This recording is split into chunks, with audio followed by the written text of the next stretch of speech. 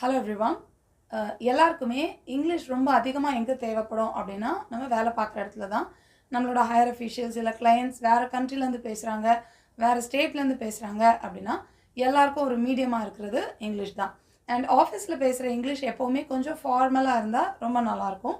So அந்த மாதிரி ஆஃபீஸில் ரொம்ப ஃபார்மலாக ஃப்ளூயண்ட்டாக இங்கிலீஷ் பேசுகிறதுக்கு என்ன மாதிரியான சென்டென்சஸ்லாம் தேவைப்படும்னு இன்றைக்கி பார்க்கலாம். First one, keep the records clean. இதுக்கு என்ன அர்த்தம் அப்படின்னா, நம்ம ஆஃபீஸில் மெயின்டைன் பண்ணுற ரெக்கார்ட்ஸ் ஃபைல்ஸ் எல்லாத்தையும் கரெக்டாக வச்சுக்கோங்க அப்படின்னு சொல்கிறது தான் க்ளீன் அப்படின்ற வார்த்தை யூஸ் பண்ணுறோம். க்ளீனுன்றது இங்கே வந்து சுத்தமாக வைங்கன்னு அர்த்தம் கிடையாது. க்ளீன் அப்படின்னா அக்கௌண்ட்ஸ் எல்லாம் கரெக்டாக இருக்கணும், கரெக்டாக மெயின்டைன் பண்ணணும் அப்படின்றத தான் க்ளீன் அப்படின்ற அர்த்தத்தில் நம்ம சொல்கிறோம். So keep the records clean அப்படின்னா எல்லாத்தையும் ரொம்ப கரெக்டாக பர்ஃபெக்டாக வச்சுக்கோங்க அப்படின்னு சொல்கிறதுக்கு இந்த மாதிரி சொல்லலாம். Next one, keep me in the loop. So keep me in the loop அப்படின்னா என்ன நடந்தாலும் எனக்கு தெரியப்படுத்திக்கிட்டே இருங்க அப்படின்னு யார்கிட்டயாவது சொல்லணும்னா அதுக்கு keep me in the loop அப்படின்னு சொல்லலாம்.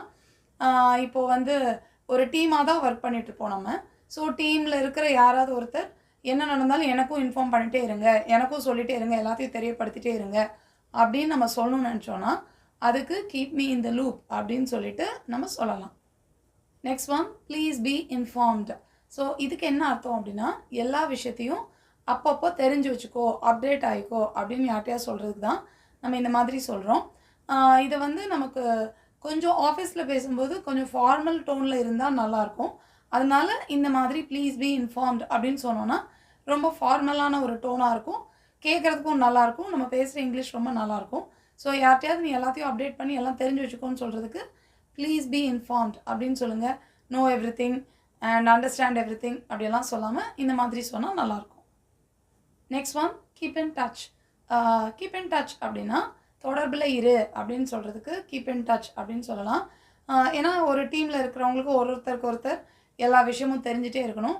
ஸோ இன்னொருத்தங்க கிட்ட ஓகே என்கிட்ட வந்து ஒரு டச்சில் இரு, நான் எதுனா உடனே நான் சொல்கிறேன் அப்படின்ற மாதிரி அடுத்தவங்க கிட்ட சொல்கிறதுக்கு கீப் இன் டச் அப்படின்னு சொல்லலாம், என்கிட்ட தொடர்பில் இரு. Next one, it is highly confidential. So இந்த கான்ஃபிடென்ஷியல் அப்படிங்கிற வார்த்தை வந்து அடிக்கடி நம்ம கேள்விப்பட்டிருப்போம்.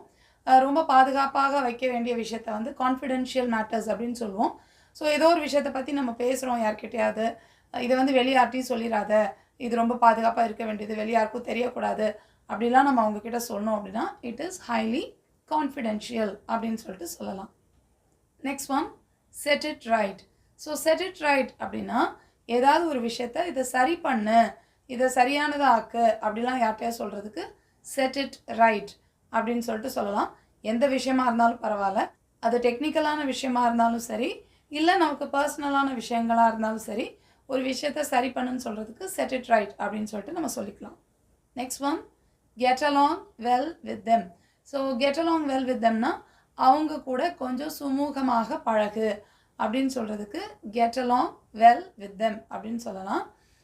இப்போ வந்து அவங்க நம்ம கம்பெனிக்கு வந்திருக்கிற கிளையண்ட்ஸ் இல்லை வேறு ஸ்டேட்லேருந்து வந்திருக்கிற ஒரு டெலிகேட்ஸ், ஸோ அவங்கக்கிட்ட நம்ம வந்து கொஞ்சம் பார்த்து நடந்துக்கணும், அவங்கக்கிட்ட கொஞ்சம் பார்த்து நடந்துக்கோ அப்படிலாம் சொல்கிறதுக்கு get along well with them, அவங்க கூட கொஞ்சம் சுமூகமாக இருந்துக்கோ அப்படின்னு சொல்கிறதுக்கு இப்படி சொல்லலாம். Next one, access is denied. So access is denied அப்படின்னா ஒரு தொடர்பு வந்து துண்டிக்கப்பட்டுள்ளது இல்லை மறுக்கப்பட்டுள்ளது அப்படின்னு சொல்கிறதுக்கு தான் ஆக்சஸ் இஸ் டினைடு அப்படின்னு சொல்கிறோம்.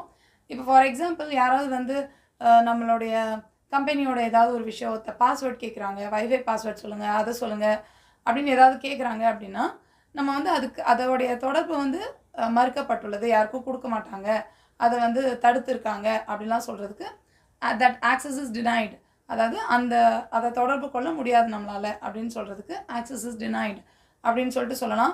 நாங்கள் வந்து கொடுக்க மாட்டோம், அவங்க வந்து கொடுக்க மாட்டாங்க, they will not give, I will not give அப்படிலாம் நம்ம டேரெக்டாக சொன்னோன்னா ரொம்ப ரூடாக இருக்கும்.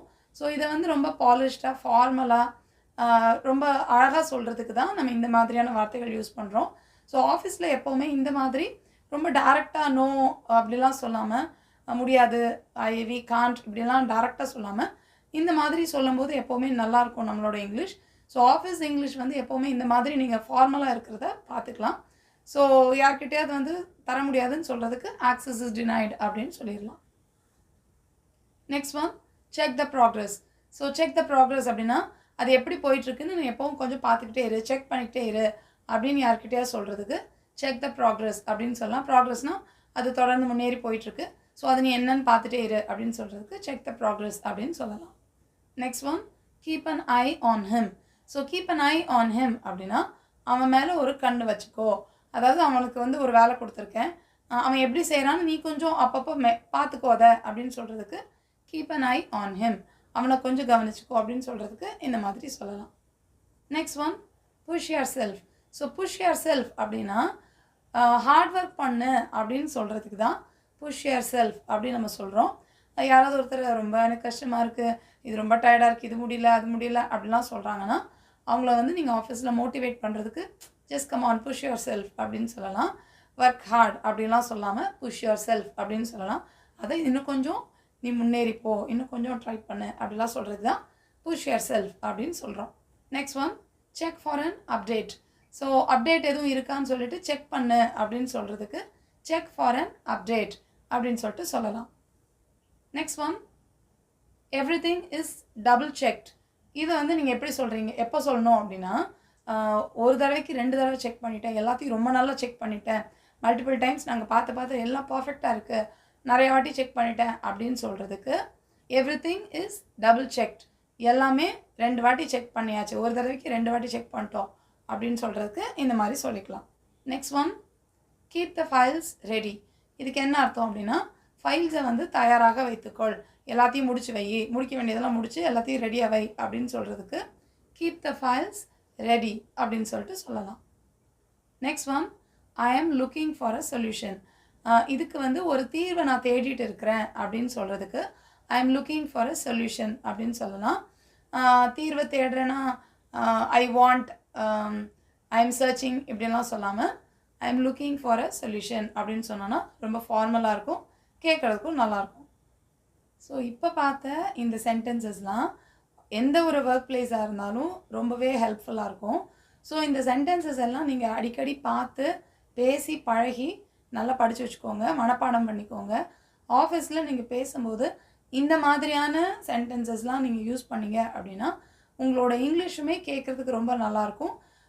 நீங்கள் பேசுகிறது வந்து ரொம்ப பொலைட்டாக, ரொம்ப ஃபார்மலாக, கேட்குறவங்க ரொம்ப நீங்கள் மரியாதையாக, ரொம்ப கைண்டாக நல்லா பேசுகிற மாதிரியான ஒரு இம்ப்ரெஷனை கண்டிப்பாக இது க்ரியேட் பண்ணும்.